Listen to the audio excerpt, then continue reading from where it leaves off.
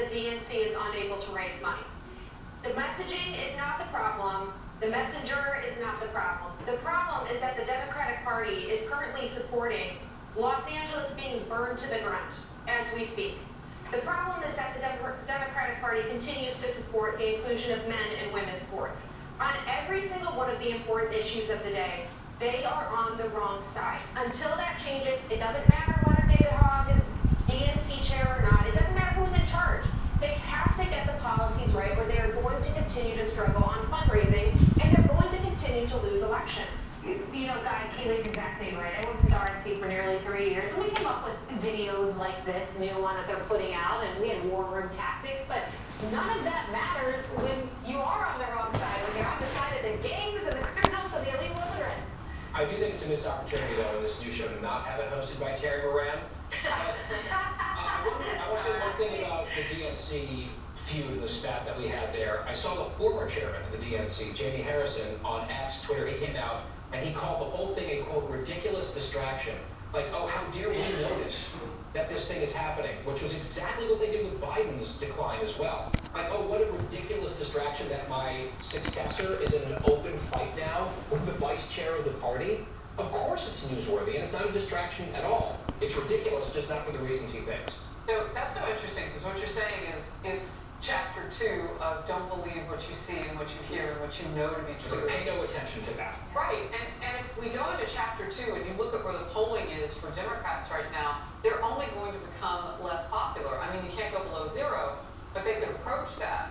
And it's getting late in the game for them. I mean, I don't know many Republicans who want to help them, so really you help them by saying something. Republicans are silent on it. Just let it go. And Emily, there is a natural setting back for any party that loses the White House, on both sides.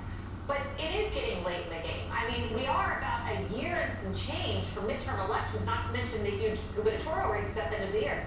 I mean, so essentially, they're just going to have to, at a certain point, get in their lockstep and decide whose voice that they're all going to just swallow and parrot and take. Because what we're seeing, I love what you said about David Hogg. It's not his fault whatsoever. In fact, I thought, as a non-Democrat, that he was a breath of fresh air, saying we need to primary these incumbents that have rotted at the helm and have disappointed our party. We need a breath of fresh air. And then cut to the other chair crying about his attention that he's lost. Then we have them talking about their show, and they're gonna, Trump is a distraction?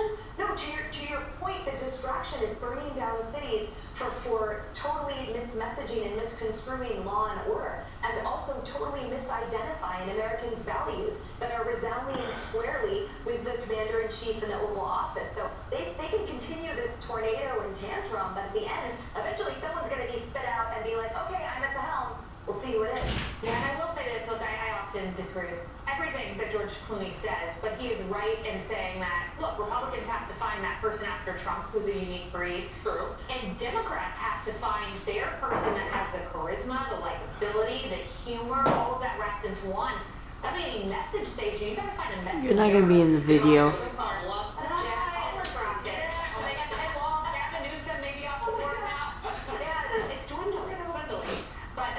Is not fulfilling, and they're at best. Yay. This is hard to hold still. Like this position. Imagine that. Having to hold your camera like this for at least 4 minutes.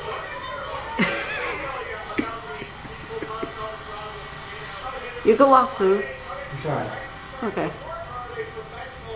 Oh, this hurts so bad. It's a good exercise though.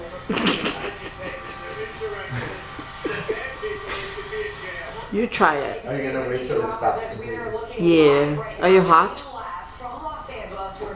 Look at fire. Yep. That's in LA right now. That's all in LA. Our hometown. I'm very mad. That's an airplane. No, that's a car. That's a car. As rioters rampaged over the weekend, burning cars, throwing objects at officers, and even blocking a major freeway. Do you want the AC on? And despite all of this chaos, Democrats Are you feeling a little bit humid a little bit? accusing the Trump administration of making matters worse by deploying the National Guard. Okay. Never mind.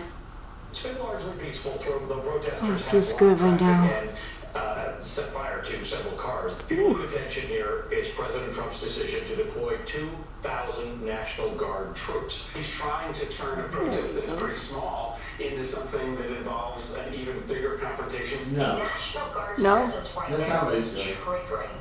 It's No. inflaming tensions. Yeah. It's sowing chaos.